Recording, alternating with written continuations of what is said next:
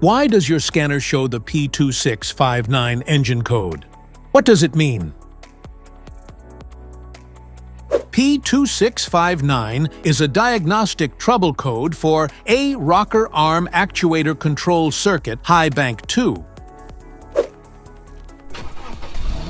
This engine code indicates that the code suggests a potential issue with the variable valve timing system, specifically the VTEC or equivalent system.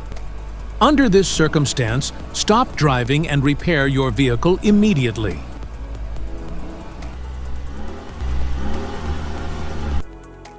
So, what causes this imbalance? Here are the most common culprits. This error can be caused by these possible faults in your vehicle: low engine oil level or pressure, faulty rocker arm oil pressure solenoid, wiring faults or connector problems, faulty powertrain control module. Each DTC code corresponds to a specific issue in your vehicle. This error code occurs in any OBD-II equipped vehicles, especially those in manufacture since 1996.